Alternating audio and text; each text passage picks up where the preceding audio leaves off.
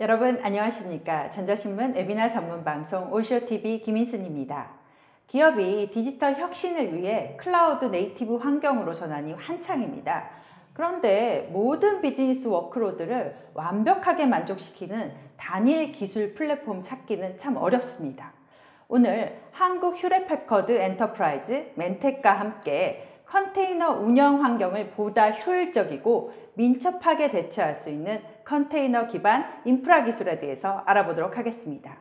한국 휴레패커드 엔터프라이즈의 박정준 컨설턴트님, 멘텍의 이진현 상무님, 이태한 이사님 모셨습니다. 안녕하세요. 네, 안녕하세요. 네, 박 컨설턴트님 자기소개 부탁드립니다. 네, 안녕하세요. 한국 휴레패커드의 박정준이라고 합니다. 저는 한국 휴레패커드에서 이제 클라우드나 X86 관련된 이런 프리세일즈 컨설팅을 지원하고 있고요. 오늘은 이제 멘텍과 함께 보다 효율적인 컨테이너 인프라에 대한 말씀을 드리려고 합니다. 네, 이진현 상무님. 예, 안녕하세요. 멘텍 오픈소스와 마케팅을 총괄하고 있는 이진현이라고 합니다. 오늘 저희가 HP와 함께 컨테이너에 대한 이야기를 같이 할 건데요. 이 컨테이너가 왜 필요한지, 그리고 이 컨테이너를 호스팅하기 위해서 어느 플랫폼이 좋은지, 이런 부분을 다뤄보도록 하겠습니다. 네, 이태한 이사님. 네, 안녕하세요. 저는 멘텍 OM 사업본부에서 아코디언이라는 컨테이너 운영 플랫폼을 개발을 하고 있는 이태한 이사라고 합니다. 오늘은 저희가 HP 시너지하고 아코디언을 통해서 어떻게 효율적으로 컨테이너를 운영 배포할 수 있는지 실제 데모를 보여드리도록 하겠습니다. 네, 오늘 발표는요, 약 50분간 이어지고요. 저희가 발표를 진행하는 동안 여러분들이 궁금하신 내용에 대해서 질문을 올려주시면 됩니다. 설문조사도 진행되고 있거든요. 함께 참여해 주시면 소정의 기념품을 보내드리도록 하겠습니다. 자, 그럼 지금부터 효율적인 컨테이너 운영을 위해서 필요한 인프라 기술에 대해서 알아보도록 하겠습니다. 네, 이진현 상무님. 멘텍이라는 회사 조금 생소할 수도 있는데요. 네. 어떤 회사인지 소개 부탁드립니다. 네, 알겠습니다. 저희 멘텍은 한 30년 정도 업력을 가지고 있는 회사입니다. 그리고 저희가 한 26년 동안은 아마 IT 업계에 종사하시는 분들은 아마 굉장히 좀 잘 아실 것 같은데 서버 이중화 쪽이나 그리고 재해복구 쪽으로 26년간 저희가 한 국내 한 1위를 이 분야에서 굳건히 유지를 하고 있고요. 그리고 저희가 한 6년 전부터 오픈소스에 관련한 부서를 만들어서 비즈니스를 시작을 했고, 네. 그 결실로서 2016년 동안 저희가 향후 컨테이너 시장이나 파스 플랫폼 시장이 뜰 거라고 저희가 좀 예상을 했습니다. 그래서 그때부터 개발을 시작을 해서 2017년도에 저희가 컨테이너 기반으로 파스 플랫폼인 아코디언이라는 솔루션을 저희가 출시를 해서 현재 굉장히 인기리에 전 산업군에 저희가 현재 전파를 하고 있고 또 도입 사례 여러 군데를 만들어 나가고 있습니다. 네, 알고 봤더니 되게 역사 깊은 회사였습니다. 네, 그리고 국내 기업이고요. 네. 근데 말씀하신 대로 많은 기업들이 클라우드 환경으로 가면서 컨테이너, 우리 컨테이너를 해야 돼 이런 말을 하고 있는데 왜 컨테이너로 가야 하는 겁니까? 예, 제가 가장 많은 그 질문을 고객분들이나 아니면 컨테이너를 검토하시는 혹은 제안하시는 SI나 혹은 저희 파트너들, 플랫폼 파트너들한테 물어봅니다. 컨테이너를 왜 도입하시려고 그러고 컨테이너를 왜 제안하시려고 하는지. 근데 이 부분에 대해서 명확하게 이해하시는 분들이 있는 반면에 생각보다 많은 분들이 왜 컨테이너를 써야 되지? 이렇게 이제 오히려 저희를 역으로 질문하시는 분들이 많습니다. 네. 그리고 일반적으로는 이 컨테이너 자체를 도입하신 고객분들은 자동 확장을 위해서, 스케일 아웃을 위해서 도입을 하셨다 이렇게 말씀을 하시는데요. 사실 컨테이너가 줄 수 있는 매력은 그것보다 훨씬 더 많은 매력을 가지고 있습니다. 그러면 제가 왜 컨테이너를 도입을 하고 검토를 할 수밖에 없는 환경이 됐는지 큰 두 가지 이유가 있는데 그것부터 좀 먼저 말씀을 드리도록 하겠습니다. 네. 여기에 대한 시작은요, 바로 개발과 운영 간의 장벽, 갈등 때문에 시작이 되었다고 해도 과언이 아니라고 할 수가 있습니다. 일반적으로 개발자들이 어떤 그 소프트웨어를 개발을 할 때 본인은 이제 개발 플랫폼에서 개발을 할 겁니다. 그래서 충분한 테스터를 다 거친 다음에 이제 운영단에 배포를 해도 되겠다 싶을 때, 즉 이제 완벽하게 QA가 됐을 때죠, 그죠? 그리고 이를 운영단에 배포를 하게 됩니다. 근데 문제는 이제 거기서부터 시작이 되는 겁니다. 운영단에 배포를 하자마자 상당히 많은 문제들이 발생을 합니다. 그러면 운영자가 개발자한테 다시 요청을 하죠. 나의 운영 환경에서는 이게 잘 안 돌아가고 어떤 문제가 있는 것 같으니까 이것을 수정을 해주세요. 그럼 개발자가 그것을 수정을 하기 위해서 어떤 그 문제점이 재현이 돼야 되는데 대부분은 개발항에서 재현이 잘 안 돼요. 서로 동상이몽이네요. 맞습니다. 네.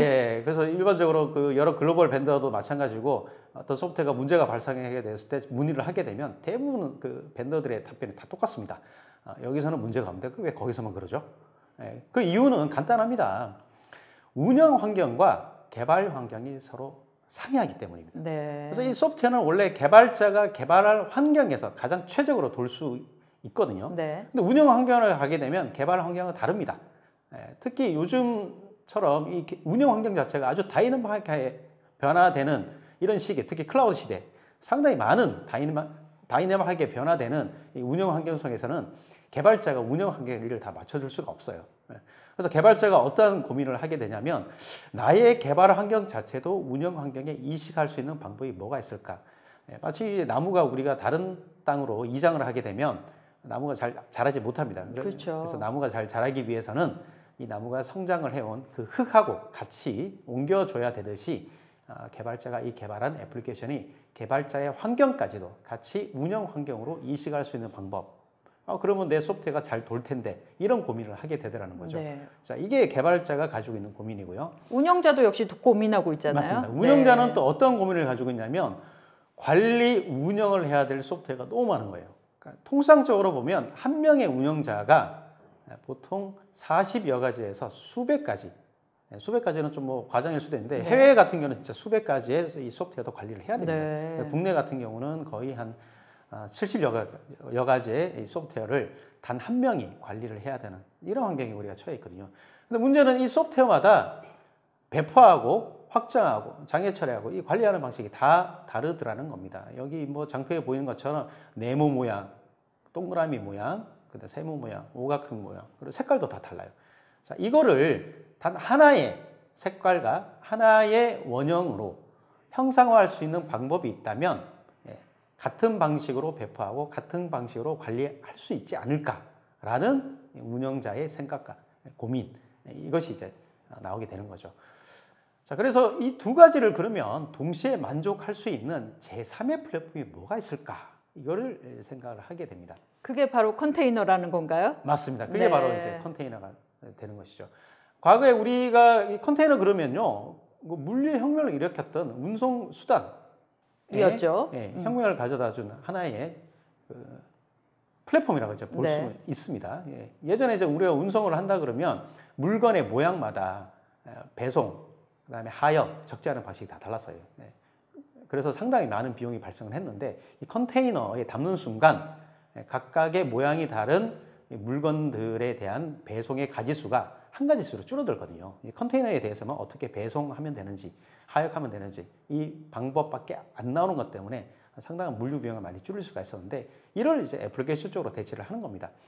상당히 많은 종류의 애플리케이션들이 존재하는데 이를 컨테이너에 담아버리는 거예요. 그러면은 하부에 여러 종류의 OS와 플랫폼이 있는데 여기에 컨테이너를 이제 탑재하는 한 가지 방식, 이것을 이제 만들어낼 수 있게 된 거죠.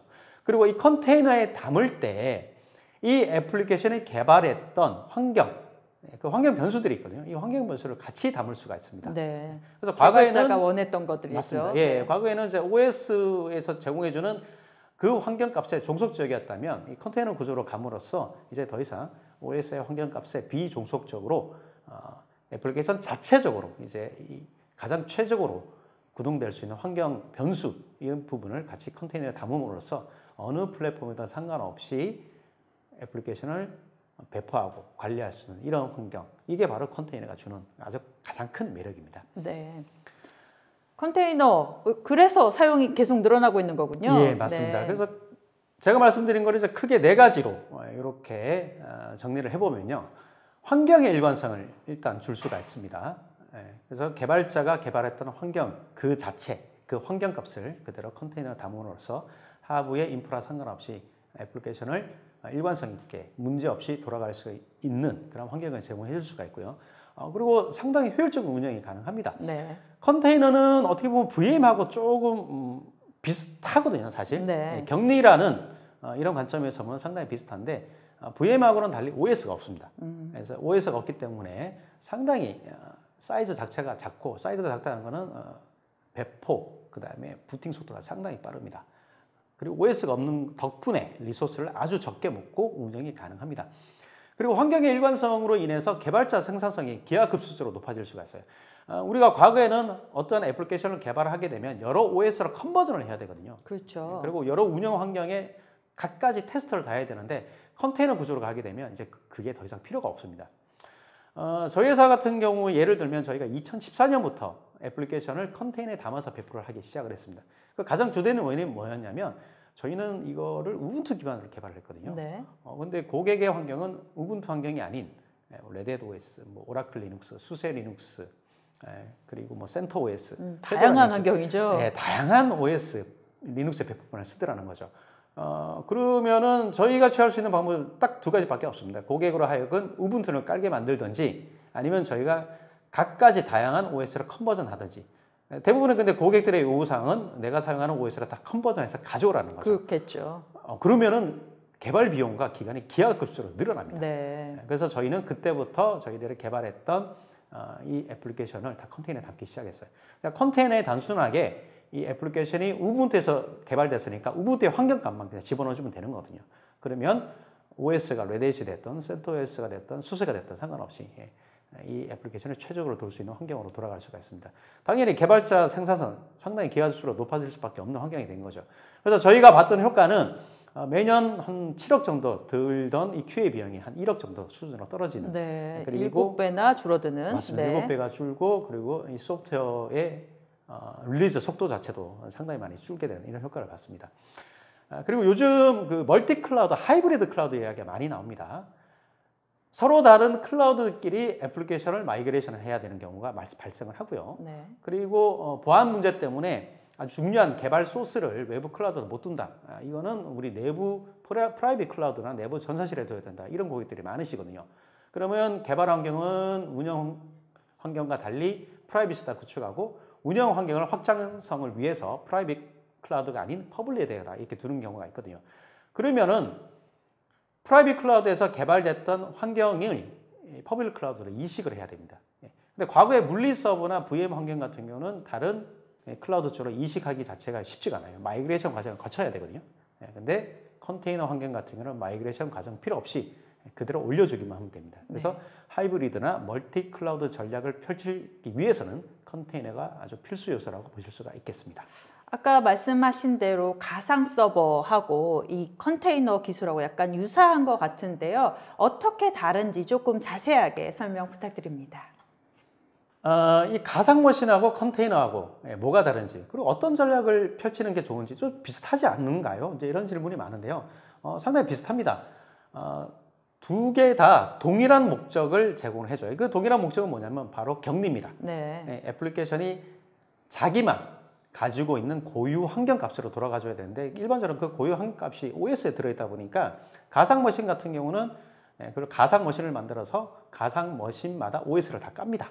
그리고 거기 위에 각각 애플리케이션을 하나씩 단일 애플리케이션을 탑재하는 방식으로 격리를 하게 되고요. 네. 컨테이너는 가상 머신과는 달리 OS가 없어요. 네. 하나의 고유 영역, 본인만 가지고 있는 데디케이트한 그 영역 내에 OS가 없습니다. 일반적으로 그걸 뭐 전문용어로 네임스페이스라고 얘기를 하는데, 그래서 OS가 없고 단지 환경값만 가지고 있고 OS는 호스트 OS를 그대로 공유를 합니다. 그래서 좀 더 쉽게 말씀드리면 가상 머신은 다세대 주택, 그리고 컨테이너 구조는 다가구 주택이라고 보시면 되겠습니다. 이 세대는 세대주가 다 분리가 돼 있잖아요. 그렇죠? 네, 세대주는 네. 분리가 돼 있음에도 각각의 생활이 보장되는 게 바로 이제 다가구 주택입니다. 이게 마찬가지로 컨테이너가 바로 그런 개념으로 보시면 되겠습니다. 네.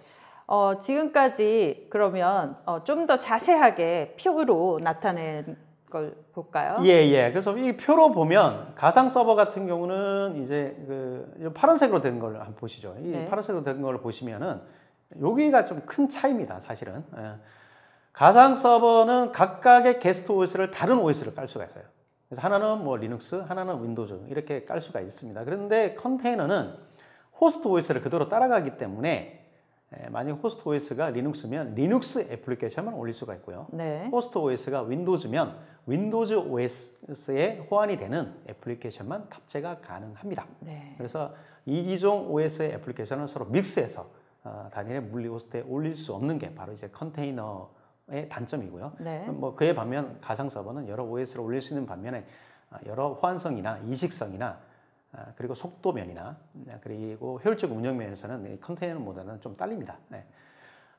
그래서 이 전략을 잘 펼쳐셔야 되는데 동일한 애플리케이션이 수평으로 계속 확장을 해 나가야 되는 구조면은 컨테이너가 절대적으로 유리하고요. 네. 그렇지가 않고 소규모로 운영이 되면서 여러 OS로 구성이 된 다양한 애플리케이션이 돌아야 된다. 그런 경우는 가상 서버 전략이 조금 더 유리할 수가 있습니다.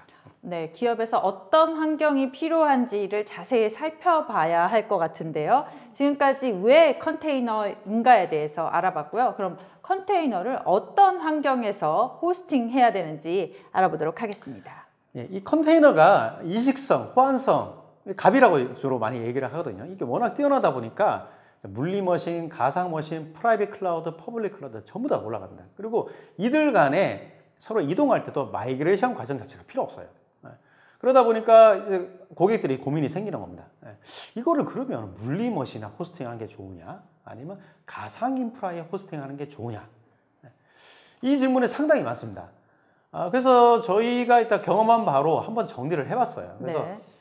베어메탈 같은 경우는 일단 성능 우위가 내가 필요할 때 그럴 때는 베어메탈이 절대적으로 유리합니다. 그런 반면에 관리성 면에서는 VM이 베어메탈보다는 좀 더 유리합니다. 컨테이너도 이 컨테이너를 탑재하기 위한 어떤 호스트가 필요하잖아요. 그죠? 호스트가 필요한데 베어메탈 같은 경우는 내가 예를 들어서 컨테이너를 올릴 호스트를 확장을 하겠다, 더 추가하겠다 그러면 여러 가지 수작업을 해주셔야 돼요. 그런 반면에 VM은 자동으로 VM을 생성해서 컨테이너 클러스터에 대한 호스트를 만들어 줄 수가 있습니다. 네. 그리고 저희 회사에서 뭐 개발한 컨테이너 플랫폼의 아코디언 같은 경우도 VM 프로비저닝이나 이런 기능이 있거든요. 그걸 통해서 VM웨어나 아마존이나 뭐 구글이나 여러 클라우드 벤더들이 제공해주는 하이퍼바이저와 연동이 됩니다. 그래서 필요한 VM을 자동으로 만들고 생성하고 클러스터에 조인하고 그 다음에 아코디언 같은 이런 컨테이너 플랫폼을 구성하고 이런 모든 것들이 자동화가 가능해요. 네. 당연히 확장성 면에서도 이제 VM이 좀 더 유리하죠. 유리하네요. 네. 그런데 이제 성능 면에서는 절대적으로 이제 베어메탈이 유리하고 그리고 TCO 측면에서도 베어메탈이 더 유리합니다. 왜냐하면 가상 레이어가 빠지거든요. 네. 그만큼 그 라이선스 부분이 빠지죠, 그죠? 그리고 가상 머신에 있는 OS에 대한 비용마저도 다 빠집니다. 그렇기 때문에 베어메탈이 TCO, 성능 이런 관점으로 본다면 이제 좀 더 유리하다 볼 수가 있습니다. 근데 어떻게 저렇게 보면 상하 되게 극과 극을 달리고 있는데 네, 기업의 운영자 입장에서는 저 둘을 적절하게 섞은 조금 최적의 솔루션이 없나 이런 생각이 들 것 같은데요. 예, 맞습니다. 네. 그래서 이 고민이 왜 생기냐면 다 원하기 때문에요. 성능도 좋았으면 좋겠고 뭐 비용도 줄어들었으면 좋겠고 아주 좀 심플하게 레이어가 좀 적었으면 좋겠고 그리고 확장성도 자동으로 좀 보장이 되었으면 좋겠고 그리고 VM이나 뭐 이렇게 호스트가 필요할 때 컨테이너를 올릴 호스트가 필요할 때 자동으로 좀 만들어졌으면 좋겠고 이런 걸 다 취하고 싶은 거죠. 사실 이거 뭐 트레이드 오프를 서로 해야 되는데 이것조차 트레이드 오프 가기 싫어하고 뭐 장점만 다 취했으면 좋겠다 이런 네. 이제 반응들이나 이런 문의를 굉장히 많이 해오시거든요. 그래서 저희가 한번 고민을 해본 결과 이런 거가 가능한 플랫폼을 저희가 알게 되었습니다. 네. 이렇게 그럼 두 가지 장점만 쏙쏙 모은 해법은 엔터프라이즈, 휴렛패커드 엔터프라이즈에서 제시해 주신다는 거죠? 네. 네. 그래서 제 지금부터 설명드릴 얘기는 저희 컨테이너를 위한 이제 컴포저블 인프라스트럭처에 대한 말씀을 드릴 건데요. 방금 그 상무님 말씀하신 것처럼 이런 고민이 있고 이럴 때 저희도 고민을 했습니다. 네. 저희가 굉장히 좋은 플랫폼이 있는데 저희가 컨테이너를 그냥 올려도 실제 VM처럼 굉장히 편리하게 프로비전이라고 제공할 수 있는 부분이 있는데 이런 부분을 찾으시는 고객분들이 많지 않을까 해서 여쭤봤을 때 정말 많은 분들이 그런 부분을 고민하고 계시는데 말씀한 것처럼 VM에 비해서 워낙 관리성이나 이런 부분이 물리적인 환경은 하기가 힘들다 보니까 실제 하기가 어려웠다. 그래서 네, VM 그렇죠. 환경을 사용하고 계셨다. 근데 저희가 컴포저블 인프라스트럭처라는 걸 들고 나오면서 드리는 말씀이 기존의 VM 환경을 운영하셨거나 물리적인 환경을 운영하시거나 이제 동일한 사용자 경험을 제공해 드릴 수 있다라는 메시지를 저희가 말씀을 드리고 있고요. 네. 대표적으로 예를 좀 말씀을 드리려면은 컴포저블 인프라스트럭처는 뭐 HP에서만 제공하는 뭐 특정 제품명이 아니고요. 네. 실제 클라우드나 이런 유연한 운영 환경에 필요한 이제 기술에 대응하는 이제 하드웨어 기술이라고 보시면 될 것 같습니다. 네. 그래서 컨셉 자체는 이제 물리적인 서버도 프로파일이라는 기술을 통해서 VM 같은 굉장히 유연한 운영 환경을 제공해 드리는 게 이 기술이 가지고 있는 컨셉이라고 보시면 될 것 같고요. 네. VM이랑 간략하게 비교를 해보시면은 저희가 VM 아무리 만들기가 편하고 쉽게 쓰지만 그거 하나하나 일일이 안 만드십니다. 예, 템플릿 같은 걸 만들어 가지고 뭐 윈도우 VM, 뭐 리눅스 VM 이렇게 해가지고 쉽게 바로바로 사용을 하시고 그 뭐 문제가 생기는 메인터넌스가 있을 때도 뭐 한 대의 템플릿에 대한 작업만 해서 다시 템플릿을 배포를 하시면은 빨리빨리 그런 메인터넌스도 굉장히 쉬우시고요. 네. 리소스가 당장 이쪽에선 쓰는데 다른 쪽에서 안 쓴다 그러면 그 VM을 잠깐 내려두실 수도 있고 지울 수도 있어서 효율적으로 하드웨어 인프라들을 굉장히 쉽게 사용을 하고 계시죠. 네. 실제 물리적인 서버도 동일한 운영 환경을 가지실 수가 있습니다. 아, 진짜요? 네. 그래서 물리적인 서버도 아까 말씀드린 VM의 템플릿처럼 구성 다 한 거를 표준 구성을 만들어서 걔를 소프트웨어처럼 서버에다가 할당을 하면은 서버가 자동으로 오토 프로비저닝이 됩니다. 네. 그러면 그 서버는 내가 구성한 대로 구성이 돼서 바로 운영이 되고 만약에 이 서버를 운영을 뭐 안 하게 되거나 뭐 클라우드나 이런 환경에서 호스트를 스케일 업 다운해서 뭔가 변경이 있을 때는 그 프로파일만 떼내면 그 하드웨어 리소스는 다른 프로파일을 올려서 사용할 수 있는 네. 그런 VM과 같은 오퍼레이션을 동일하게 하실 수가 있고요. 저희가 뭐 가상화 환경에서는 이제 하이퍼바이저라는 레이어에서 하드웨어를 추상화해주고 하드웨어를 관리하기 때문에 어떻게 보면 하드웨어가 그냥 기본적인 표준 X86에서 그대로 가져가면은 렉서버처럼 쓰시는 게 제일 편하실 수도 있으셨어요. 근데 실제 이런 하드웨어 단의 이런 기술이나 이런 부분을 많이 녹여내기 위해서는 실제 하드웨어를 설계하는 사상에도 좀 반영이 돼야 되는 부분이 있었는데요. 네. 설계부터 그런 점을 고려해서 설계된 거네요. 네, 그럼요. 그래서 네. 그렇게 말씀드린 저희 세 가지가 이제 소프트웨어 정의 인텔리전스. 네. 기존의 VM 환경을 운영하는 것처럼 물리적인 작업을 하는 게 아니라 소프트웨어적으로 구성 변경하면은 하드웨어가 다 반영이 될 수 있게끔 그렇게 소프트웨어 정의 인텔리전스를 구현을 했고요. 네. 그리고 기존에 물리적으로 옮겨야 되는 이 하드웨어 작업을 없애기 위해서 모든 하드웨어가 유연하게 구성 변경이 되고 이런 식으로 갈 수 있게로 유연한 리소스 풀을 만들었습니다. 네. 그리고 이제 이런 멘텍의 아코디언 같은 이제 클라우드 도구라든지 자동화 도구들이 효율적으로 쓸 수 있도록 통합된 네트워크와 스토리지, 그다음에 컴퓨팅까지 모두 통합된 API를 제공할 수 있도록 이제 설계를 했고요. 그렇게 해서 나온 어떻게 보면 최초의 세계에서 제일 처음 만든 컴포저블 인프라스트럭처가 저희 HP의 시너지라고 말씀을 드릴 수 있을 것 같습니다. 네. 그래서 실제 아까 말씀드린 부분을 다 하드웨어적으로 구현을 해야 되다 보니까 기존에도 뭔가 자동화를 해주는 뭔가 자동화 소프트웨어, 솔루션, 툴 같은 건 굉장히 많았어요. 네네. 근데 걔네들은 기본적인 하드웨어 컨트롤을 할 수가 없기 때문에 어느 정도 좀 한계가 있었다고 하면은 저희는 이제 이런 모듈형 아키텍처로 해서 I/O, 컴퓨팅, 관리적인 부분까지 전부 다 완전히 새로운 플랫폼으로 만들어냈기 때문에 아까 말씀드린 컴포저블 인프라스트럭처에 대한 오퍼레이션이 가능하게끔 플랫폼이 설계가 됐다고 보시면 될 것 같고요. 네. 좀 더 구체적으로 말씀드리면 운영 환경이 어떻게 달라지느냐. 저희가 뭐 십수년 전에 클라우드 같은 게 없던 세상에서도 그랬고 지금 클라우드 컨테이너 세상에서도 그랬고 네. 전산실에 뭔가 물리적인 서버가 들어가게 되면은 해야 되는 작업은 항상 똑같습니다. 네. 렉 마운트 하시고요. 거기다 전원 넣으시고요.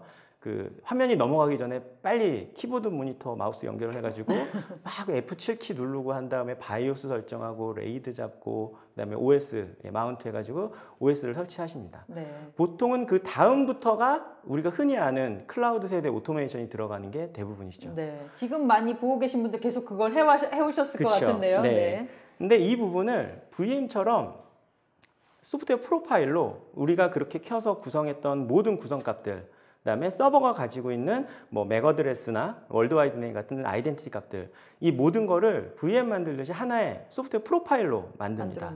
그럼 그 프로파일을 우리가 뭐 DB1 아니면 뭐 아코디언 워커노드 1번 이런 식으로 만들어 놓으면은 그 서버를 그 프로파일을 물리적인 서버에다가 어사인 예, 이 명령을 하면은 내가 구성했던 대로 실제 물리적인 서버가 자동으로 프로비저닝이 된 형태인 겁니다. 네. 그러니까 실제 서버 단에 가가지고 뭔가 작업을 하는 게 아니라 우리는 관리 툴에서 서버에 대한 VM 만들듯이 그냥 구성만 해두면은 예, 서버 구성은 알아서 해주는 거죠. 네. 그리고 이렇게 쓸 수 있다 보니까 VM처럼 내가 제대로 만든 표준 템플릿, 아코디언의 워커 노드, 아코디언의 뭐 마스터 노드, 예, 나중에 필요할 때 뭐 그 프로비저닝을 그 스케일 업이나 다운을 해야 될 수도 있으니까 얘를 표준 구성하신 다음에 걔를 템플릿으로 딱 찍어 두시면은 실제 VM의 템플릿에서 VM을 예, 쉽게 찍어내듯이 물리적인 구성도 한 대만 표준으로 만들어서 템플릿을 만들면은 뭐 물리적인 서버를 100대를 구성하던 1000대를 구성하던 거의 클릭 한두 번만으로도 예, 서버 구성이 예, 완료가 된다고 보시면 될 것 같습니다. 서버 관리자 입장에서 매우 편하겠는데요. 네, 그렇죠. 그리고 이렇게 말씀드린 게 이제 컴포저블 인프라스트럭처가 기본으로 제공하는 기능인데 네. 저희는 HP 시너지라는 제품을 만들면서 한 가지 더 고민을 했습니다. 일반적으로 VM 환경이나 컨테이너 환경에서는 이런 OS나 마스터 이미지를 제공해드리는 뭐 레포지터리든지 그런 이미지 서버들이 존재를 해요. 네. 그런 게 있어야지 그 OS 부팅 디스크들을 빨리빨리 가져와서 빠른 프로비저닝 가능하게 해주는데 일반적인 하드웨어의 그런 프로파일 기능만 가지고는 결국은 하드웨어 아무리 빨리 배포해줘도 OS를 설치하고 이러는데 걸리는 시간이 여전히 오래 걸립니다. 걸리죠. 근데 저희는 기본적으로 하드웨어적으로 이중화되어 있는 이제 OS 배포 장치를 내장을 하고 있습니다. 네. 그래서 이 장비까지 같이 사용을 해서 프로파일 구축을 해주시면은 실제 저희가 뭐 AWS나 이런 데서 VM을 받았을 때 내가 어디서 VM 받은 다음에 ISO 마운트에서 OS 깔지 않거든요. 이미 내가 입력했던 뭐 IP라든지 호스트 네임, 패스워드를 가지고 바로 접속 가능 프롬프트를 받게 되는데 실제 베어메탈 환경도 배포했을 때 예, 기존에 저희가 만들어둔 골든 이미지에서 AWS나 이런 퍼블릭 클라우드에서 제공하는 예, 사용자 경험을 그대로 제공할 수 있게끔 제공을 해드리고 있습니다. 활용 사례도 좀 알아볼까요? 네, 대표적으로 뭐 지금까지 말씀드린 거를 보시면 분명히 느끼셨겠지만 굉장히 빠릅니다. 결국은 뭐 서버들 한번 들어가고 하면 하드웨어 작업 굉장히 오래 하고요. 뭐 케이블링 그렇죠. 하시고 한 대 한 대 작업을 해주셔야 되기 때문에 굉장히 배포가 느리고 그로 인해서 클라우드에 뭔가 프로비저닝을 오토 프로비저닝을 하고 뭔가 스케일 업다운을 하는데 물리적인 환경을 쓸 수는 아예 없다라고 생각을 하고 있는데 실제 거의 VM을 대체할 정도의 빠른 프로비저닝을 제공하는 게 첫 번째 장점이라고 볼 수 있을 것 같고요. 네. 그 다음은 이제 고가용성 운영 환경입니다. 저희가 VM들은 하이퍼바이저를 딱 구성하고 나면은 이제 클러스터를 묶어놓고 그 위에 VM이 문제가 생겨서 죽게 되면은 다른 호스트로 자연스럽게 테이크오버가 됩니다. 네. 여기서 VM을 가상 환경을 구성하는 것만으로도 고가용성 환경이 어느 정도 보장이 되는데 그렇죠. 저희 실제 물리적인 서버 환경도 아까 말씀대로 이 서버를 특정하는 모든 구성값이나 OS 디스크까지 저희가 플랫폼 안에서 추상화를 해서 제공해드리기 때문에 네. 서버 한 대가 죽으면은 내가 뭐 여유 서버가 있다거나 아니면 다른 데서 스케일 다운해서 지금 가지고 있는 다른 서버가 있다 그러면은 그냥 장애난 서버에서 프로파일을 떼서 그 서버에 프로파일을 올리고 부팅을 시키면은 예, 바로 위에 있는 OS나 하이퍼바이저들은 자기가 원래 있던 서버에서 올라온 것처럼 인식을 하기 때문에 그냥 네. 정상 운영 상태로 바로 전환이 가능합니다. 예. 그러면 이제 장애난 서버는 편하신 시간에 메인터넌스에서 다시 스페어처럼 쓸수 있는 예비 거고요. 리소스처럼 사용할 네. 수 있는 거죠. 그래서 그런 고가용성 운영을 별도의 솔루션이나 뭐 이런 걸로 구현하시는 게 아니라 단순히 원래 도입하려고 하셨던 X86 플랫폼을 바꾸는 것만으로도 예, 누리실 수 있는 장점이 되겠고요. 마지막으로 아까 그 컨테이너의 장점들 얘기하시면서 일관성 있게 유지가 된다 이 부분을 말씀하셨는데 하드웨어 부분도 일관성이 굉장히 중요합니다. 네. 똑같은 구성을 굉장히 많이 갖고 있는 이제 클러스터 같은 경우에는 그 운영을 지켜줘야지 어디서 VM이나 컨테이너가 뜨더라도 이제 균일한 그런 어플리케이션 성능이나 이제 응답 시간을 보장하는데 물리적인 부분은 그게 거의 불가능한 이유가 뭐냐면 그 하드웨어 장비이기 때문에 쓰다 보면 장애가 납니다. 그렇죠. 그러면 장애가 나서 파트를 교체한다거나 뭔가 시스템 보드 같은 게 교체되거나 이러면 아예 컴퓨레이션 자체가 바뀌게 된다거나 또 도입 시점에 따라서 시스템에 대한 구성이 어떻게 보면 엔지니어에 따라서 이렇게 조금씩 달라질 수 있는 있죠. 굉장히 어렵죠 구성 관리가. 근데 저희는 아까 말씀드린 그 프로파일에 기본적인 서버에 대한 모든 값들과 구성값 그리고 심지어는 펌웨어 정보까지 모두 다 가지고 있습니다. 네. 그래서 뭐 나중에 뭔가 메인터넌스 때문에 교체된 그런 컴포넌트의 펌웨어가 내가 원래 운영하던 환경이 다르다 그러면은 자기가 프로비저닝 될 때 기본적으로 펌웨어까지 자동으로 맞춰지면서 올라오는 그래서 고객이 원하지 않는 운영자가 원하지 않는 하드웨어의 구성 변경은 전혀 일어나지 않는 네.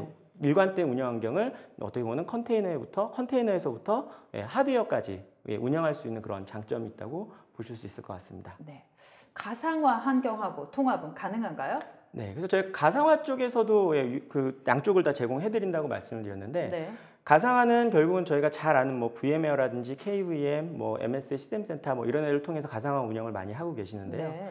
가상화 운영하시는 분들이 어려워하시는 분들 중에 하나가 이게 하드웨어 부분을 어느 정도 다 추상화를 하다 보니까 위에 VM의 장애나 이런 부분을 트러블 슈팅하고 이럴 때 하드웨어 영역에 대한 부분을 보기가 굉장히 어려우십니다. 그렇죠. 네, 근데 저희는 지금 보시는 화면이 뭐 대표적인 가상화 솔루션이 VM웨어의 화면이에요. 저희 시너지라는 저희 컴포저블 인프라스트럭처의 관리 화면이 아니라 그 안에서도 실제 저희 하드웨어 인프라를 다 확인하고 관리할 수 있는 부분이 다 인테그레이션이 돼 있고요. 네. 심지어는 각각의 특정 VM과 특정 VM 간의 연결 관계를 나타내는 이제 도식화된 이런 부분이 다 자동으로 그래프들이 제공이 돼서 내가 어딘가에 문제가 있고 I/O가 좀 느려지는 거 아닌가 그러면은 그냥 각각 그 컴포넌트에 가서 마우스만 올리는 것만으로도 바로바로 점검을 하고 트러블 슈팅을 할 수 있는 굉장히 가상화 환경에서도 효율적인 그런 장점을 제공을 하고 있습니다. 그렇게 다양한 그러면 IT 기업들과 호환될 수 있는 환경도 제공하고 있는 거네요. 예, 그러니까 저희가 컴포저블 인프라스트럭처라는 거를 저희가 같이 시장에 가지고 나오면서 제일 어떻게 보면 유리한 점은 가장 먼저 나왔고요. 한 네. 3년 정도 이미 시장에서 활발하게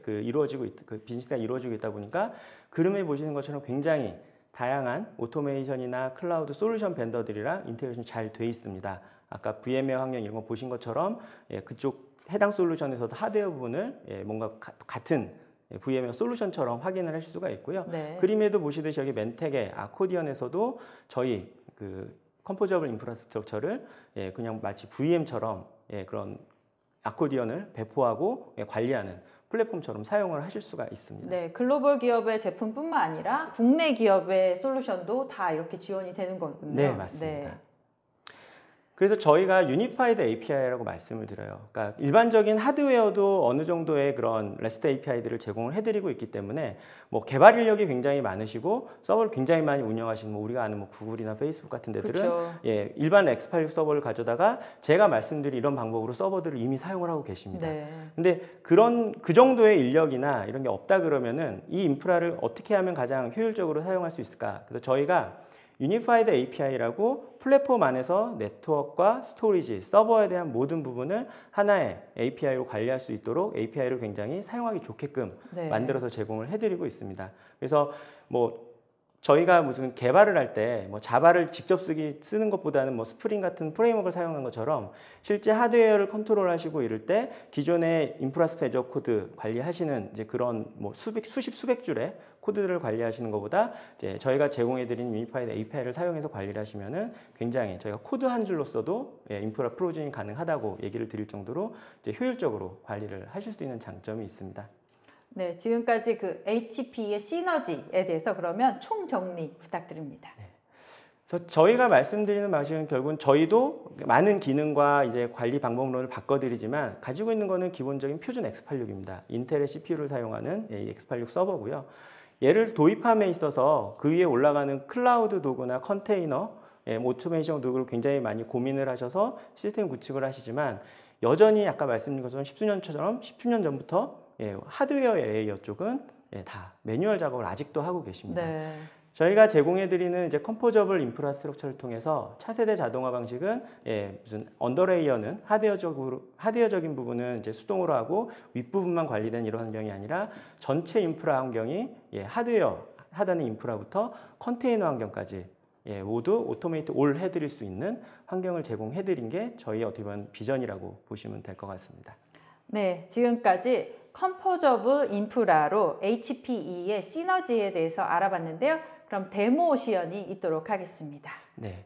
그래서 오늘 원래 데모 같은 경우에는 저희 아코디언을 통해서 얼마나 저희 시너지 환경을 정말 VM처럼 편하게 아코디언 환경을 배포하고 이런 부분을 먼저 준비를 드렸었는데요. 네. 제가 말씀으로 드린 것보다는 실제 제가 말씀드렸던 소프트웨어 디파인드 인텔리전스나 이런 게 어떻게 보이는지 먼저 좀 간단히 보여드리고 본 데모를 보여드리는 게 나을 것 같아서 제가 간단한 기본 서버를 구성하는 부분이 기존과 어떻게 다른지 좀 보여드리도록 하겠습니다. 네. 네, 저희가 동영상으로 좀 준비를 했고요.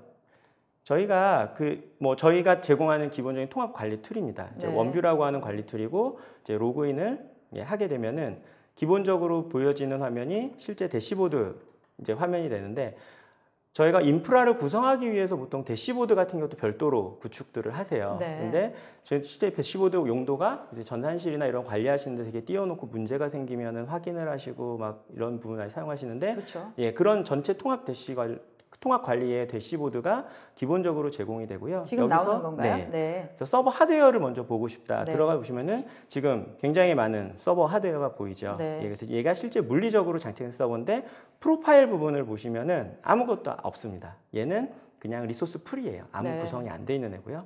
실제 내가 서버를 구성하려면은 이 서버 프로파일이라는 걸 구성을 해야 되는데 아직 한 대도 없기 때문에 간단하게 서버 한 대를 만들어 보겠습니다. 네. 여기서부터가 어떻게 보면은 렉마운트하고 아까 말씀드린 키보드 마우스 연결해서 하시는 작업이라고 보시면 그거를 돼요. 이제 거기 가서 안 하고 네. 여기 이제 사무실에 앉아서 할 수 있는 건가요? 네, 그렇죠. 여기서 그냥 내가 가진 그냥 서버 이름 만드시고요. 네. 얘를 어떤 플랫폼, 어떤 타입의 서버에 올리는지, 네. 그리고 어떤 인크로 쪽에 있는지 골라주신 다음에요. OS 디플로이먼트는 여기가 제가 구성을 플랜을 해놓으면 바로 고르시면 OS도 여기서 고르실 수가 있고요.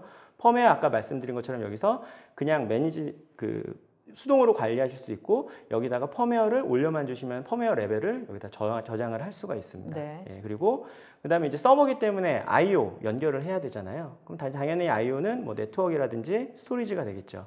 그래서 지금은 그냥 서버가 쓸 니카드를 만들어 주는 거예요. 니카드를 얘가 뭐 어떻게 쓸지는 모르겠는데 일단은 닉 제로를 만들어서 이제 뭐 프로덕 1001번이라는 VLAN을 어사인을 해주고요. 뭐 서버다 보니까 뭐 닉도 몇 개 좀 만들고 HBA 카드도 이렇게 좀 몇 개 좀 만들도록 하겠습니다. 그래서 시간상 약간 넘어가면요 이렇게 그냥 하나하나 만드는 거예요. 어떤 네트워크에 연결하고 얘는 몇 기가의 속도를 가지고 있고 그렇게 해서 지금 저희가 세 번째 닉을 만들었고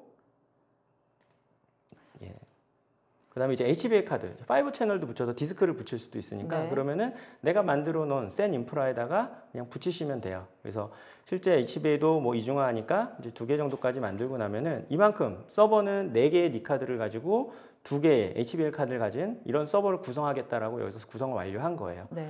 그럼 이제 OS 부팅해야 되니까 이제 레이드 설정 같은 거에서 OS 부팅 디스크 만들어줘야 되거든요. 그러면은 기존에 가서 그것도 관리창에서 하던 거를 여기서 그냥 이름 주는 겁니다. 네. 그래서 그냥 OS 용도로 주시고 당연히 OS니까 레이드 원을 해서 밀어 걸어주시고 부팅 용도 해서 OK 하면은 이제 OS를 구성할 스토리지 구성도 끝난 거예요. 네. 예, 그리고 뭐 조금 더 나가서 실제 센 인프라의 디스크도 여기서 실제 스토리지랑 저희 센 스위치를 같이 연동을 해드리면은 그냥 서버 만들 때 얘가 쓸 디스크도 그냥 여기서 그냥 골라만 주시면 돼요. 그러면은 얘가 알아서 서버가 만들어질 때 센 스위치에 조닝을 하고 스토리지의 컨트롤러를 통해서 나한테 스토리지를 할당하는 것까지 다 자동화가 되게 됩니다. 그래서 또 뭐 부팅 모드라든지 그다음에 또 대표적인 이제 바이오스 세팅이 되겠죠. 그래서 바이오스 세팅 같은 경우에도 뭐 에디트 바이오스 들어갔으면 정말 저희가 그 콘솔에서 보는 그 바이오스 그냥 그 화면입니다. 그래서 이거 뭐 저희 HP의 그 젠10 장비들의 특징인데 이제 뭔가 이렇게 특화된 이제 용도에 따라서 최적화된 이제 바이오스들을 이렇게 제공해드리는 그런 리스트인데 네. 그냥 거기서 그냥 편하게 고르시고 나머지 뭐 부분까지 뭐 좀 더 그냥 구성 더 하실 건 확인하신 다음에 그냥 크리에이트 하시면은 뭐 지금 한 2초 정도 만에 아까 제가 데모라는 이름으로 서버 한 대 구성이 끝난 겁니다. 옛날에 데이터 센터 들어가서 하셨던 네, 그 네, 일을 맞습니다. 지금 여기서 네. 바로 하신 그래서 거네요. 아까 만든 네. 것처럼 네트워크 다 할당돼 있고 케이블까지 연결이 다 된 거죠. 네. 네트워크 연결돼 있으니까요. 그리고 거기에 제가 구성했던 그 로컬 스토리지, 그다음에 바이오스 세팅이라 이런 부분이 모두 반영된 서버 한 대의 구성이 끝났습니다. 네. 그리고 아까 말씀드린 건데, 그다음에 얘를 이제 만들었어요. 그럼 얘를 이제 뭐 가상화나 이런 거에서 수집대를 만들겠다. 그러면 얘를 그냥 템플릿으로 바꿔주면 됩니다. 네. 그래서 아까 데모로 만들었고 이제 데모 템플릿이죠. 네. 그리고 그냥 데모 템플릿으로 그냥 크리에이트만 해주시면은 아까 있었던 것처럼 서버 프로파일 영역이 아니라 서버 프로파일 템플릿 영역으로 이 구성이 옮겨갑니다. 네, 그러고 나면은 이제 그 다음부터는 아까 해주셨던 그 골라주는 그런 구성 자체도 하실 필요가 없이 그것도 안 하고 그냥 네. 저 형태로 쭉 만들어주는 그냥 거네요? 템플릿 네. 만드시고 데모 뒤에 이름만 더 붙여줬어요. 네. 그리고 다시 이제 데모 2번 또 이름만 붙여줬어요. 여기는 이제 하드웨어를 당장 어사인 안 한다라는 네. 의미만 이걸 보시면 되고요. 2번도 지금 만들어줬고 또 3번. 그래서 그냥 줄줄줄줄 그냥 이름만 바꿔가면서 계속 만드시면은 지금 서버가 아까 만들어 놓은 템플릿, 서버 4대가 지금 구성이 다 끝난 겁니다. 네. IT 관리자 입장에서는 매우 편하네요. 네, 그렇죠. 네. 한 대만 잘 구성해 놓으면은 네. 뭐 더 이상 필요할 필요가 없는 거죠. 그리고 이 템플릿을 사용해서 이제 아까 아코디언의 워커 노드라든지 인프라 노드, 마스터 노드를 바로바로 어사인해서 쓸 수 있기 때문에 하드웨어 인프라 자체를 사용하시고 이러는데 더 이상 이제 전산실에 가가지고 서버 자체를 하나하나 만드실 이유가 전혀 없는 거죠. 이렇게 보면 뭐 그냥 화면만 봐서는요. 클라우드 기존의 네, 퍼블릭 네, 맞습니다. 클라우드에서 서버를 설정하는 거랑 네. 별로 달라 보이지 않는데요. 예, 맞습니다. 그런 운영 환경을 제공을 해드리는 게 어떻게 보면 컴포저블 인프라스트럭처라고 보시면 될 것 같습니다. 네. 그래서 뭐 이유 데모는 저희가 좀 이거 실제 하드웨어 어사인에서 올라오는 이제 이런 화면들을 보여드리는 건데요. 뭐 시간 관계상 이제 제 데모는 이 정도까지 보여드리고 나머지 이제 아코디언 쪽 연동된 데모를 보여드리도록 하겠습니다. 네, 그러면 지금부터는 이태한 이사님과 함께 HPE의 시너지하고 멘텍의 아코디언이 어떻게 연동되는지에 대한 데모를 보도록 하겠습니다. 예, 안녕하십니까. 아코디언하고 저희 시너지 연동에 앞서서 데모를 앞서서 먼저 구성을 잠깐 먼저 보고 데모를 보여드리도록 하겠습니다. 아코디언과 시너지에서 작업하실 내용들은 먼저 아코디언에서 그 시너지에 아코디언을 배포하기 위한 OS 이미지 배포라든가 템플릿 생성, 템플릿 배포를 통해서 시너지 이미지 스트리머라는 곳에다가 설치할 바이너리를 이미지를 생성을 하게 됩니다. 이렇게 이미지를 생성해 놓으면은 아코디언에서는 해당 이미지를 통해 가지고 클러스터를 생성 삭제를 자유스럽게 하실 수가 있고요. 또한 패치나 업그레이드도 손쉽게 구성을 하실 수가 있습니다. 자, 오늘 데모 보여드릴 거는 전체 기능 중에서 현재 이제 마스터 서버 3대와 노드 서버 2대가 설치되어 있는 상태에서 노드 서버 1대를 물리 서버 1대를 더 추가해 보고 해당 물리 서버에다가 컨테이너를 배포하고 배포된 어플리케이션을 확인하는 절차를 데모를 보여드리도록 하겠습니다. 네. 자, 아코디언 연동 데모를 이제 보여드리도록 하겠습니다. 현재 이제 시너지에 총 5대 서버가 구성이 되어 있습니다. 5대 서버는 저희가 아까 이제 템플릿 소개해 드렸는데 마스터 템플릿하고 워커 템플릿이라는 2개가 있는데요. 이제 아코디언에는 마스터 서버와 노드 서버 이렇게 구성이 됩니다. 실제 사용자 어플리케이션은 노드 서버에 구성이 되는데요. 현재 구성은 마스터 서버 3대와 노드 서버 2대가 시너지의 물리 서버에 세팅이 되어 있는 상태입니다. 이 상태에서 만약에 이제 워커 노드가 서비스할 노드가 뭐 리소스가 부족하다든가 아니면 특정 이벤트 때문에 갑자기 서버를 증설해야 되는 필요가 있을 경우에 서버를 이제 물리적인 서버를 증설하시기에 상당히 불편하신데 이 아코디언과 시너지를 통해서 손쉽게 배포하는 과정을 보여드리도록 하겠습니다. 자, 현재 시너지 서버에는 어떤 렉에 어떤 서버들이 배포되어 있는지 이렇게 손쉽게 확인해 보실 수가 있습니다. 아코디언에서 저게 다 보이는 거네요. 예, 아코디언에서도 네. 보이고 시너지에서도 보이게 됩니다. 자, 그러면은 이제 이 상태에서 아코디언을 통해서 시너지에 연동을 해보고 서버를 추가하는 과정을 한번 보여드리도록 하겠습니다. 자, 현재 보시는 화면이 아코디언 화면인데 우측 하단에 보시면은 현재 총 5대 서버가 이미 구성되어 있는 것을 보실 수가 있습니다. 자, 이 상태에서 저희 아코디언 클러스터 관리자 쪽을 통해서 시너지 연동을 한번 해보도록 하겠습니다. 자, 시너지 메뉴에 들어가셔서 먼저 시너지에서 사용하고 있는 계정 정보를 등록을 하게 됩니다. 시너지 서버 IP와 그다음에 시너지에 사용하는 계정을 아코디언에 등록을 하게 됩니다. 자, 이렇게 등록을 하시게 되면은 아코디언에서는 시너지 서버에 배포되어 있는 서버 리스트를 보실 수 있고 서버들의 상태들도 다 조회를 하실 수가 있습니다. 네. 자, 이 상태에서 저희가 실제 데모할 워커 노드 3번을 한번 배포해 보도록 하겠습니다. 워커 노드 3번 이름과 호스트 이름과 패스워드 정도만 넣고 지금 템플릿은 워커 노드 템플릿을 선택을 하시고 현재 여유 있는 물리 서버 중에서 아코디언으로 사용할 서버를 선택하게 됩니다.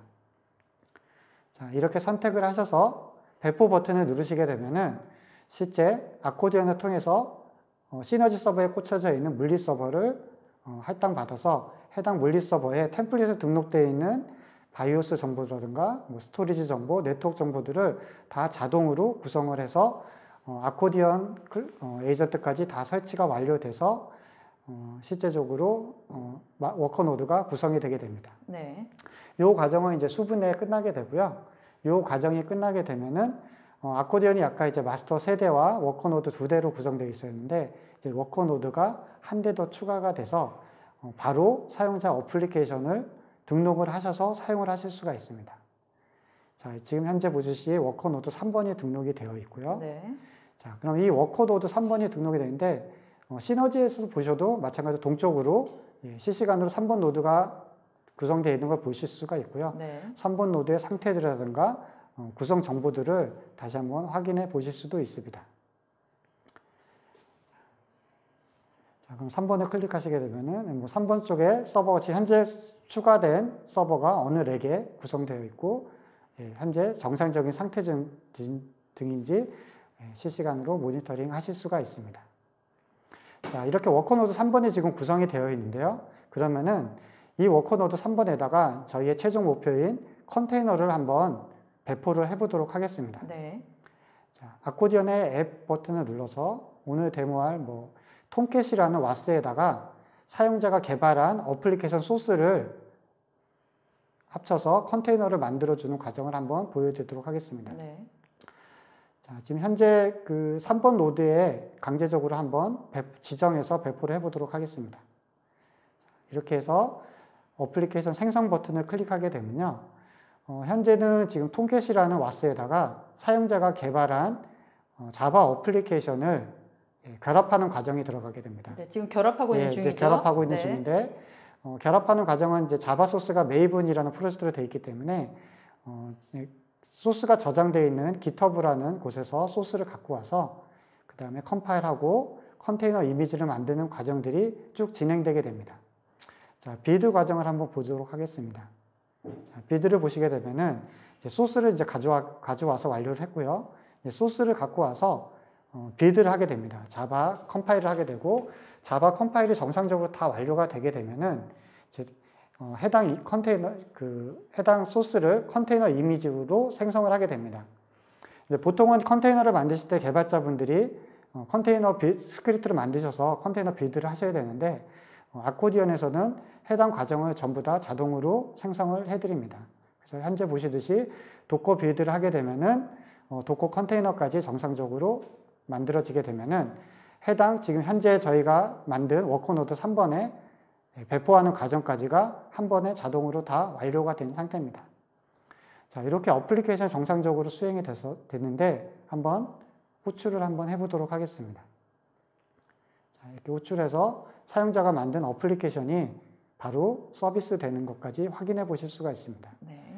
이렇게 시너지 서버를 지금 추가하는 것부터 어플리케이션 생성해서 어플리케이션 뜨는 과정까지를 지금 수분 내에 보여드는데 이 과정이 진짜로 수분 내에 전부 다 완료가 돼서 전에는 어느 정도 걸렸었나요? 실제적으로 아까 말씀드린 물리적인 서버 구성하는 것까지가 보통 일주일이 걸리기 때문에 네. 일주일 후에 이제 와스 설치하고 어플리케이션 포팅하고 테스트하는 과정이 또 일주일 정도 최소 일주일 정도 걸립니다. 네. 이런 과정들을 수분 내에 바로 완료를 하실 수 있는 절차를 보여드렸고 네. 이제 이런 이제 긴급해서 만약에 사용할 서버가 만약 필요가 없다 그러면은 파워 오프를 해서 전원을 끄신 다음에 바로 제거를 하시게 되면은 언제든지 서버를 또 다른 용도로 네. 바로 사용을 하실 수가 있게 됩니다. 여기까지가 오늘 데모를 시연을 마치도록 하겠습니다.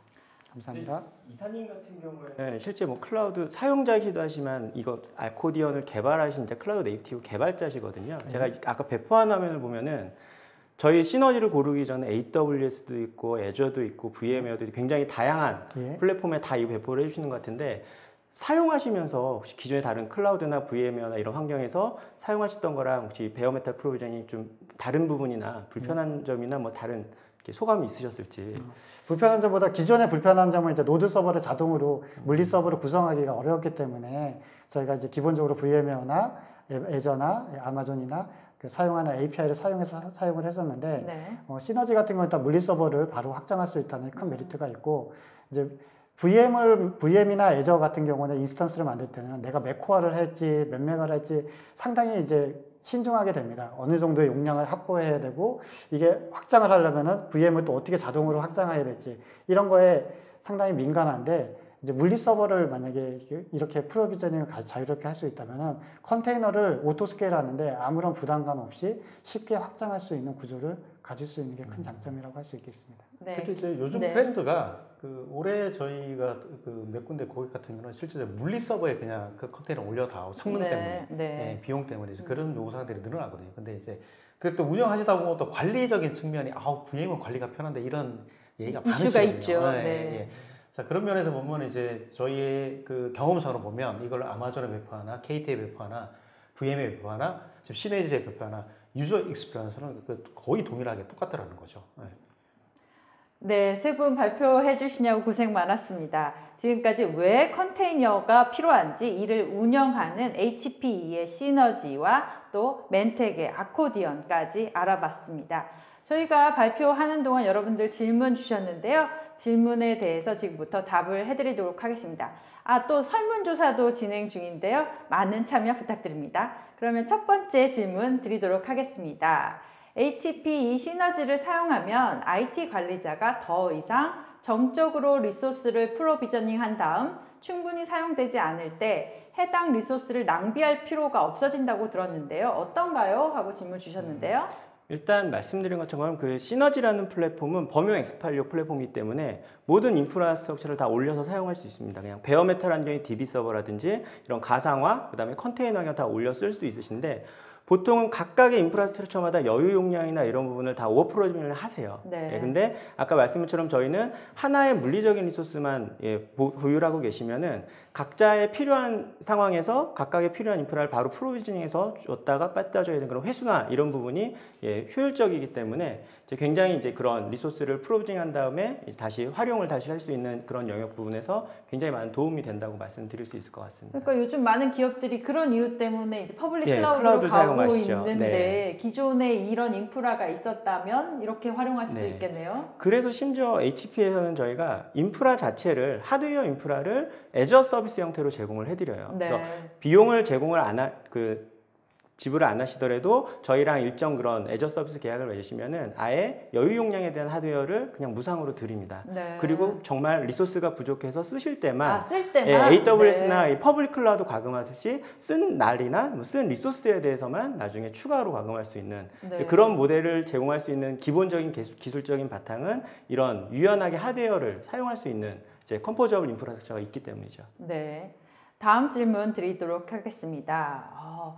되게 뭐라 해야 될까요? 의미를 여쭤보시는데 HPE의 시너지란 단어가 추구하는 의미와 방향성이 무엇인지 물어보셨는데요. 일단 저희가 가지고 있는 방향성은 이제 모두 다 컴포저블해서 가상화 없이도 하드웨어를 유연하게 쓸 수 있는 이제 그런 기술 방향을 가지고 있고요. 저희가 기회가 되면 되겠지만 젠지라는 이제 그런 다른 프로젝트를 통해서 하이퍼바이저 없이 실제 CPU나 메모리까지도 이렇게 막 움직일 수 있는 그런 기술이 저희의 최종 그림으로 준비를 하고 있고요.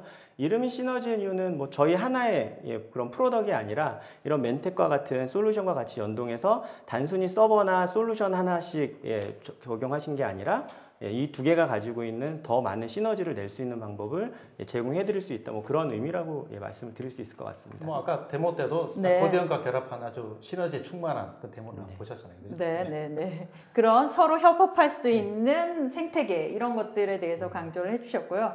네, HP 시너지에 대해서 질문이 계속 이어지고 있는데요. 다음 질문 드리도록 하겠습니다. HP 시너지를 통한 네트워크 대역폭과 하드웨어 복잡성은 얼마나 단순화가 가능한가요?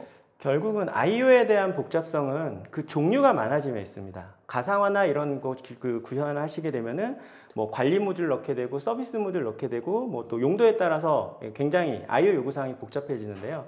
그거를 기존에 예전에 렉서버처럼 생각을 하시면은 일일이 다 카드를 꽂고 거기에 케이블을 다 꽂아야 되는 구성이 돼서 굉장히 인프라가 복잡해집니다. 그런데 저희 시너지 같은 경우에는 오늘은 좀 자세히 설명을 안 드렸지만 이제 컴포저블 패브릭이라는 이름으로 이제 통합 I/O 대역폭을 이제 CNA를 통해 제공을 해드리고 아까 제가 데모에서 보여드린 것처럼 그냥 네 카드를 내가 필요한 만큼만 넣게 되면은 그 구성대로 구성이 돼서 하드웨어 단에서 그 카드가 꽂힌 것처럼 인식이 됩니다. 네. 그래서 I/O의 요건이 굉장히 복잡하고 이렇더라도 물리적인 케이블링이나 카드 없이 다 구현이 가능하기 때문에 이제 훨씬 기존에 비해서 I/O적인 효율성이 높다고 보실 수 있죠. 네, 다음 질문 드리도록 하겠습니다. 프로그램의 환경이 바뀔 때마다 호환성 문제로 설치 오류가 발생하는데 이런 문제를 해결하기 위해 나온 것이 컨테이너로 알고 있습니다. 그래서 질문 드리겠는데요. 컨테이너 기술은 여러 가지 장점이 있지만 그 중에서도 한쪽에서 장애가 발생하면 다른 컨테이너들 또한 영향을 받는다고 하는데 이런 부분들은 해결이 되었는지요? 하고 질문 주셨는데요. 이 부분이 사실 그 뭐 논리적으로 그 코드 오류인지 아니면 인프라 오류인지 네. 이런 거 좀 구분이 돼야 될 것 같은데요. 네. 만약에 예를 들어서 코드가 오류가 있다면은 그 뭐 컨테이너를 쓰든 어떤 VM을 쓰든 물리머신을 쓰든 그건 앱 자체의 문제이기 때문에 네. 그건 당연히 장애가 발생할 것 같고 네. 인프라적인 측면에서 본다면 이 컨테이너 플랫폼 자체가 전부 다 그 무중단 환경으로 제공해 주는 여러 요소들이 다 같이 제공이 됩니다. 그래서 네. 한쪽이 장애난다 그래서 다른 컨테이너들도 영향을 받는다. 그렇게까지는 보실 필요 없고요. 이 영향은 앱을 잘못 짰을 때, 네. 이게 잘못 만들었을 때 아마 영향을 받고 그러지 않은 인프라적인 측면에서는 무중단 환경이 다 가능합니다.